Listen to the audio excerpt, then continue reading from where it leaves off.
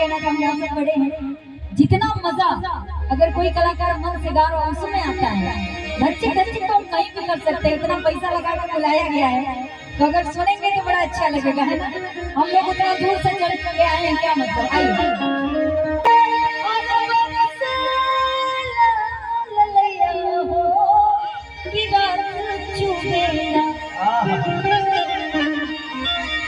और जानती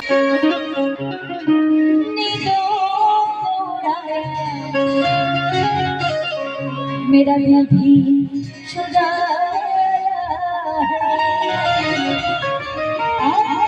इस लड़की पे मेरा मेरा तो पहले ही आया हुआ है। अच्छा इनको आगे बैठा दीजिए आया है जिसने मुझे सताया है। लेकिन वही भाव रहेगा हम लोग तो भाई। अच्छा इन लोगों को भी, अच्छा इनको भी बैठा देंगे, नहीं ठीक है इधर भी जाएंगे लेकिन थोड़ा सा इम्पोर्टेंट।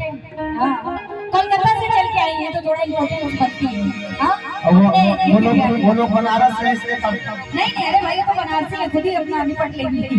आइए के लाल लाल हो मिजाज के लाल लाल हो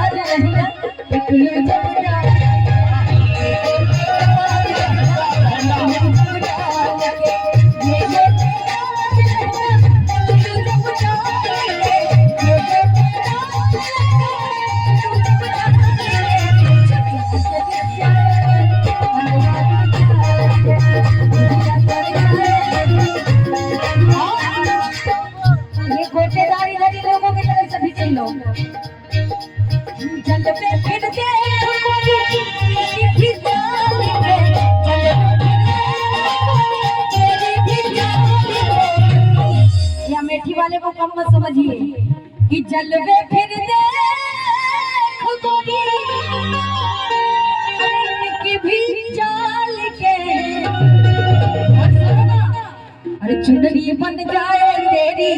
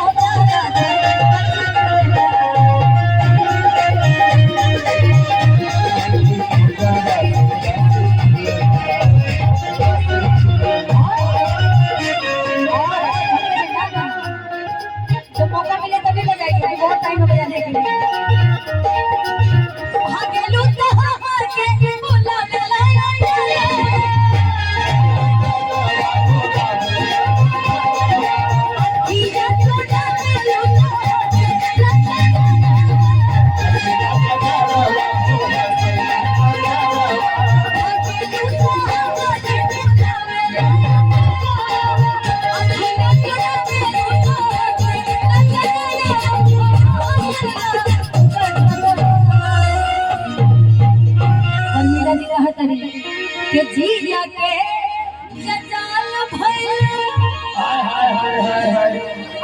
हमारी सूरतिया डगर रोकेला ओ डगर रोकेला जहाँ जाए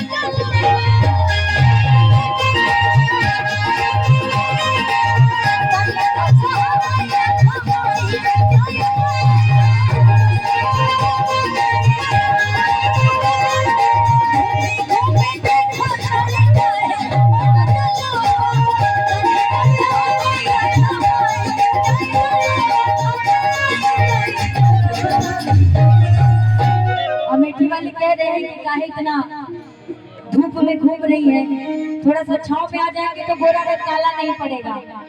लेकिन ये कहा तरी कि चल चाहे हवा में और रही जाए छावा, तू काहे मुए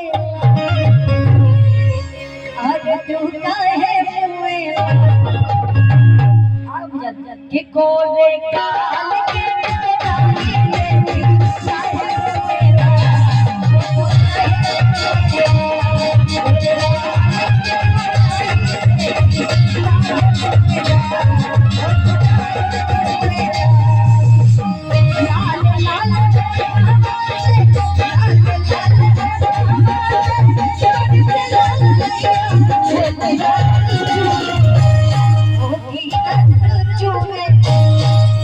जैसे